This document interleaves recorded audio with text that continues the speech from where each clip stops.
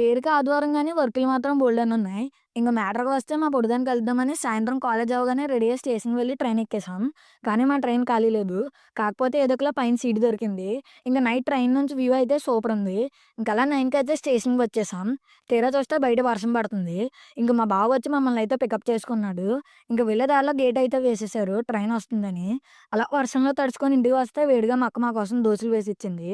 ఇంక లేట్ చేయకుండా లగించేసా. ఇంక నైట్ స్లీపేసి మార్నింగ్ 9కి లేచా. లేచేసరికి బయట ఫుల్ వర్షం. ఇంక ఫాస్ట్‌గా రెడీ అయ్యి టిఫిన్ తినేసి నాతో పాటు తెచ్చుకున్న వర్క్స్ రాయడం అయితే స్టార్ట్ చేశా. అయినా పేరుకి ఆదివారం గానీ వర్క్స్ మాత్రం బోలెడన్నున్నాయి. ఇంక నేను రాసుకుంటున్నానని మా అక్క నా కోసం ఈ వర్షానికి వేడిగా ఎగ్ మసాలా రెసిపీ చేసిచ్చింది. ఇంక లేట్ చేయకుండా తినేసా. చల్లగా తాగాలనిపించి స్ప్రైట్ బాటిల్ లేపేసా. ఇంక బయట వర్షం అయితే దుల్లగొట్టేస్తుంది. ఈ వర్షానికి మా పొడిదయితే దుప్పట్లో దాగుంటుంది. ఇంకలా 4 అయ్యేసరికి అక్క అయితే మ్యాగీ చేసిచ్చింది. అది గూడా లాగించేసా. ఈరోజు మా అక్క అయితే ఫుడ్‌తో భయపడేసింది. ఇంకలా మా పొట్టిదానికి బై చెప్పి బయలుదేరిపోయా. అలా 7:30కి సామర్లకోటకి వచ్చేసా. ఇంకలా ఇంటికి వెళ్ళిపోయా. అలాగే మీరు వెళ్ళిపోయే ముందు మన ఛానల్ ఫాలో, సబ్స్క్రైబ్ చేసుకోవడం మర్చిపోకండి.